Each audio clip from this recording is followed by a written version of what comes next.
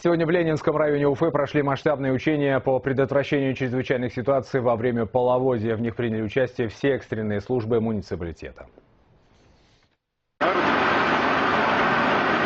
На борт КАМАЗа спасатели поднимают людей. Пара мгновений, и машина едет дальше. Нужно собрать всех жителей Уфимской Нижегородки, оказавшихся в зоне ЧС. По легенде, вода в реке Белая поднялась более чем на 8 метров и затопила 17 улиц. Каждые несколько минут сотрудники управления гражданской защиты города докладывают в штаб о ходе эвакуации. На данный момент эвакуировали 10 человек. Продолжаем движение по улице Баумана. Данный автомобиль, он проходит везде, так как это КАМАЗ. Вместимость, здесь человек 25 влезет спокойно. Он проедет точно там, где легковые машины не проедут. После того, как спасатели нашли всех пострадавших, машина покидает опасную зону. Эвакуированных жителей пересаживают в автобусы. Пункт временного размещения расположен в центре образования номер 35. Данные всех прибывших записывают при входе, а после провожают в жилые комнаты. В пункте готовы оказать и медицинскую помощь.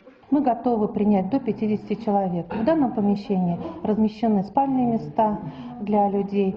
Также имеется комната матери и ребенка.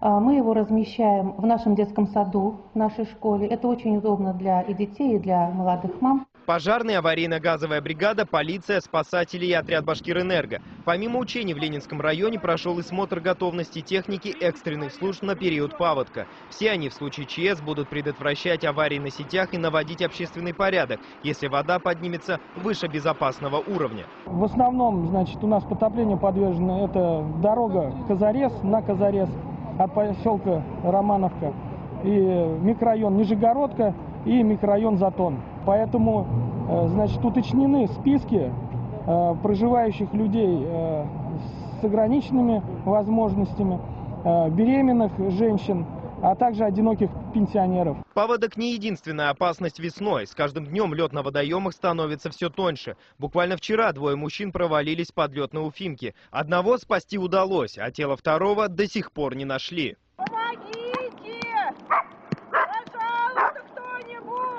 Женщина с собакой оказалась в ловушке на тонкой льдине. Спасателям удалось в считанные секунды добраться до пострадавшей и вытащить на берег. Свои тренировки проводят и сотрудники Госкомитета Республики по чрезвычайным ситуациям. В арсенале спасателей есть и специальный надувной мост. Он в длину 5 метров и разворачивается за 30 секунд.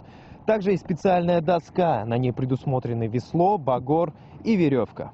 Время реагирования спасателей на любую заявку, в том числе и на спасение с тонкого льда, составляет не более 1 минуты. Ни в коем случае, ни при каких ситуациях нельзя выходить на тонкий лед. Это опасно. Не всегда спасатели могут оказаться рядом.